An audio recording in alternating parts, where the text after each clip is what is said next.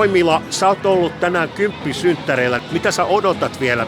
Mikä on niin ne ehdottomat jutut, mitä Lintsillä pitää tänään tehdä? No ainakin käydä laitteissa ja ainakin ehkä hakea hatteroa.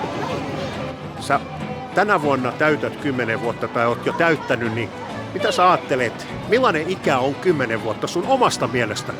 No aika vähän, mutta muuten aika paljon. No jos niinku aikuiset sanoo, että sä oot vielä todella pieni, niin sitten me ollaan vielä ehkä vähän pieniä, mutta muuten meistä me ollaan vielä ihan isoja.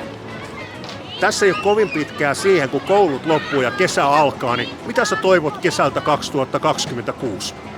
No mä ainakin toivon sitä, että mä pääsen uimaan ja että saan jatkaa. Hei Aatos, sä oot ollut tänään kymppisynttäreillä Lintsillä. Mitä kaikkea sä oot ehtinyt tehdä? Mä oon mennyt swingiin ja sit mä oon jonottanut vaikka tossa Salamassa ja tossa, mikä tää on tää Linnunradassa. Mihin sä haluat erityisesti vielä tänään ehtiä? En mä tiedä, ehkä Salamaan tai swingiin uudestaan. Sä täytät tai olet täyttänyt tänä vuonna 10 vuotta. Mä haluaisin kysyä, että onko 10 vuotta paljon vai vähän sun mielestä? No aika vähän jos vertaa niinku muihin, mutta silleen itselle aika paljon. Mä oon Jakke Jääkarhu. Mä oon Arngas Karhu. Ja mä oon Petteri ja me ollaan Lintsillä.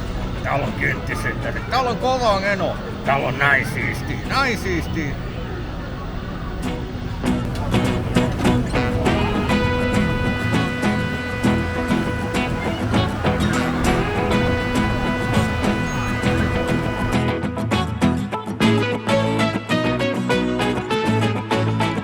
Borgbacken är säkert ett ställe som väcker väldigt många positiva känslor. Och den här dagen så väcker mina känslor väldigt starkt.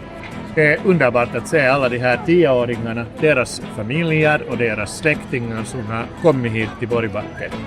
Det är för deras skull och för framtidens skull som Helsingfors kyrkliga samfällighet är med här för att jobba. Både för att skapa förutsättningar för barn att ha det roligt, att trivas i. Men också naturligtvis för att medverka till det som Borgbacken står för.